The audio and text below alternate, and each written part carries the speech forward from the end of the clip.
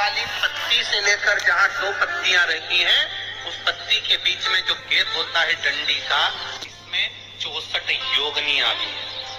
64 योगनियां देवियां भी इसके अंतर्गत विराजमान है। और उस डंडी के नीचे जहाँ 2 पत्ती है, इस 2 पत्ती के नीचे की जो लंबी डंडी रह जाती है, इसमें 33 कोटि देवताओं का भाग है। उस डंडी के नीचे जो छोटा सा एक मोटा सा भाग रह जाता है, कई बार आप लोगों ने बेलपत्री को तोड़ा होगा तो नीचे एक मोटा सा भाग रह जाता है, महाराज उसके अंतर्गत सारे तीर्थों का भाव जागृत रहता है। उस बेलपत्री को केवल साधारण ना समझे, शिव को अगर समर्पित कर रहे हैं तो संपूर्ण उसी के अंदर है।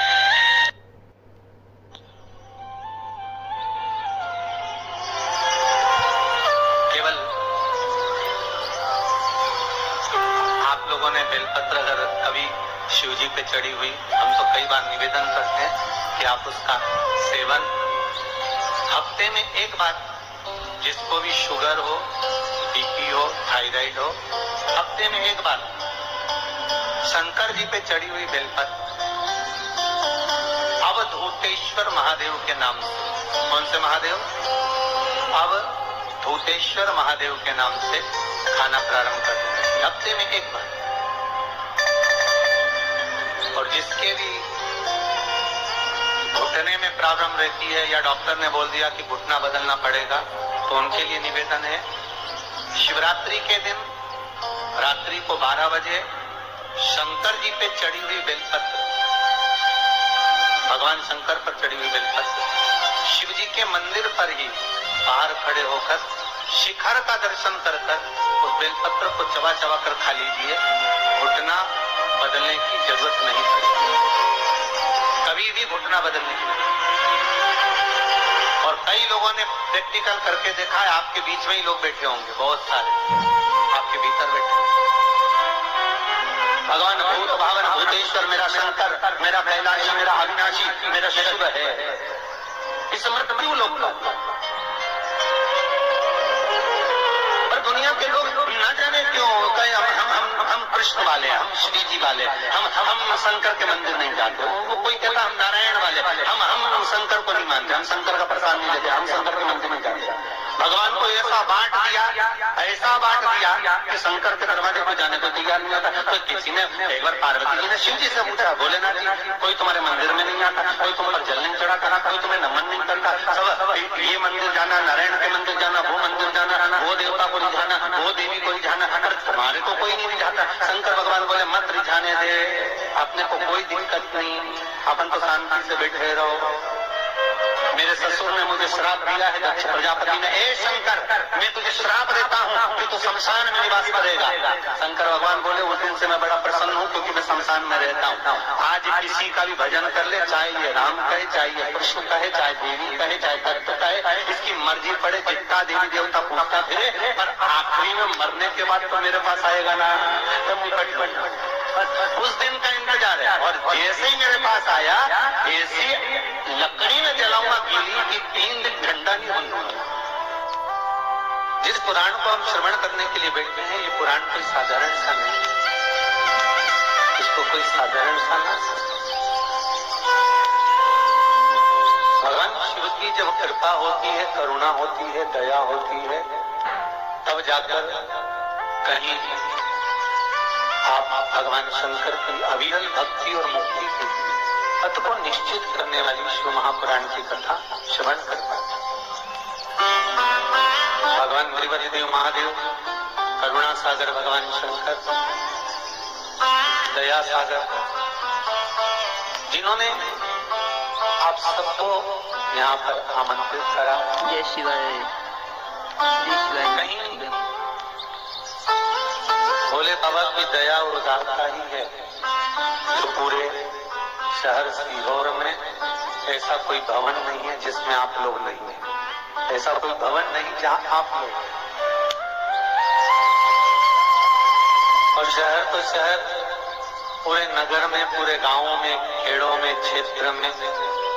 और एक निवेदन आप सभी से, जितनी देर की कथा है आप लोग उसको स्मरण कर श्रवण करें और अपने जीवन को सार्थक बनाएं। देवादिदेव महादेव ने ये करुणा करी है, कृपा करी है, दया करी है, जिसको हम अपने जीवन में उतार सकते हैं। बस आपके आसपास में अगर कोई खड़ा हुआ हो, बोल रहा हो, तो उसके चरण पकड़कर आप उसको कहें कि थोड़ा शांत रहें, जिससे हम भगवान की जिस कारण आए, आप आए किस कारण से, आप किस लिए यहाँ पहुंचे हो, केवल उसके दो कारण हैं। एक बाबा देवादिदेव महादेव का प्रसाद स्वरूप रुद्राक्ष चाहिए और दूसरी शिव महापुराण की कथा चाहिए। केवल दो कारण हैं और इसके सिवाय कोई कारण आपके पास में है? कौन किसके आता है, किसके बस का आता है? तो कोई आए जाए, किसके बस का? ये तो देव आदिदेव महादेव की करुणा, कृपा, दया, उदारता है, जिसके बल पर हम भगवान की अविरल भक्ति और मुक्ति का साधन शिव महापुराण कथा का रसास्वादन करते हैं। शंभो शरणे मांगो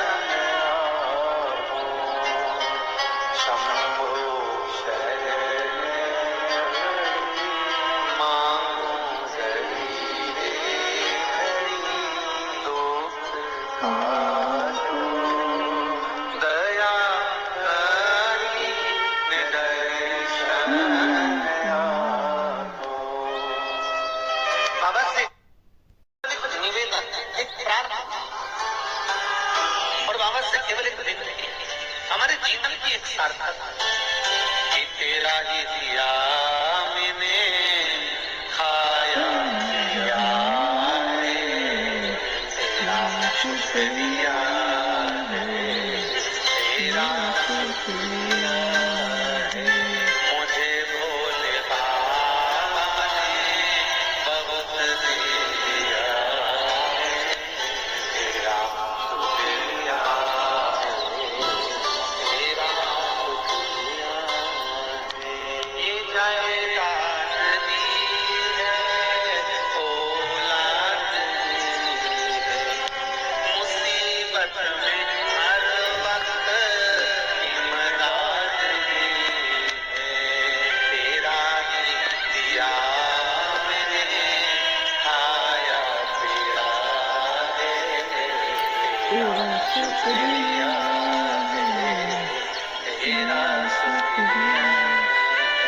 उसकी कृपा ना हो तब तक कोई कार्य हो ही नहीं सकता।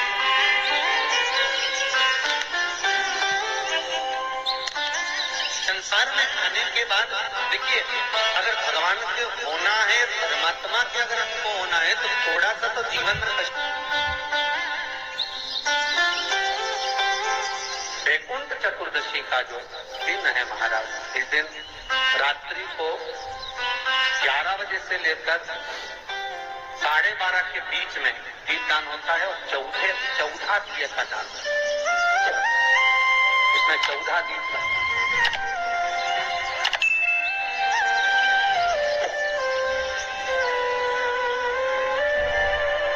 निवेदन है आप सबसे कि प्रयास करना कि घर के बाहर आप एक दीप, जहां पर आपका जलाशय है, पानी का स्थान है, वहां रख दें और एक दीप तुलसी के क्यारे के पास रखें, बाकी के दीप आप घर के बाहर लगा। 14 दीप वृंदा की आंखों से आंसू बह रहे हैं, नैनों से नीर बहे और वृंदा ने उसी समय भगवान शंकर को बुलाया, भोलेनाथ पधारो पधारो। शिव वृंदा, तेरे पति ने जो उपद्रव मचाया था, जहां जहां मंदिर, देवालय, तीर्थ, व्रत सब खंडित कर दिए। जो ब्राह्मण जलंधर उनके प्राणों को हर लेता है। वृंदा, कहीं किसी गांव में अगर भोजन और भंडारा होता था तो तेरा पति उसमें कुछ गलत पदार्थ मिला देता। वृंदा, तेरे पति को मारना जरूरी है। वृंदा की आंख में आंसू भरे थे और वृंदा आंसू भरती भरती कहती है, भोलेनाथ, मैं ये भगवान विष्णु को श्राप देती हूं कि ये पत्थर के हो जाए, ये पत्थर के हो जाए। और मैं वृंदा हाथ में जल लेकर अपने शरीर पर डालती हूं और मैं तुलसी का पौधा बनूंगी। और भोलेनाथ, हे शंकर, हे शंभु, हे त्रिकालदर्शी, हे कैलाश, मैं तुलसी कभी आप पर नहीं चढ़ूंगा, केवल वर्ष। शिवाय नमस्तुभ्यम। हर हर महादेव। पूज्य प्रदीप मिश्रा जी की आज कथा बहुत अच्छी थी और पूज्य प्रदीप मिश्रा जी का भजन मुझे बहुत ही पसंद है और बहुत आनंद आता है इस भजन को सुनकर। मैं भी अभी बहुत बड़ी बीमारी से उबरी हूँ। शायद ये भगवान शिव की ही कृपा है, क्योंकि मैंने कभी भगवान को माना ही नहीं, कहती थी कि ऐसे कुछ नहीं होता। लेकिन जब से मैं भगवान की भक्ति में से जुड़ी हूँ, इतनी बड़ी बीमारी आकर चली गई है, तब से मेरी श्रद्धा बढ़ गई है और मैं ये उपाय करने लगी हूँ और पूज्य प्रदीप मिश्रा जी के बताए हुए भगवान शिव के सभी उपाय करती हूँ। अगर आप भी चाहते हैं कि आप उपाय करें और आपको अच्छे लगते हैं और कथा सुनना चाहते हैं, तो प्लीज़ उसके लिए मेरे चैनल को लाइक, कमेंट और शेयर जरूर करिएगा। मेरा चैनल है धार्मिक वीडियो पूनम शर्मा। पूज्य प्रदीप मिश्रा जी की कथा सुनने के लिए मेरे चैनल को लाइक, कमेंट और फॉलो जरूर करें और वीडियो को अंत तक देखिए, क्योंकि पूज्य प्रदीप मिश्रा जी के उपाय बहुत ही अच्छे होते हैं और भगवान शिव के भजन तो उससे भी अच्छे होते हैं, जिसको सुनकर मन को बहुत ही शांति मिलती है। ऐसा करके अगर आप भी चाहते हैं कि आपकी मनोकामना पूरी हो तो आप भी उपाय कर सकते हैं, अगर आपकी भगवान में आस्था है। जय श्री शिवाय नमस्तुभ्यम। बिना मेरा पट्टा कितनी मार की होगी।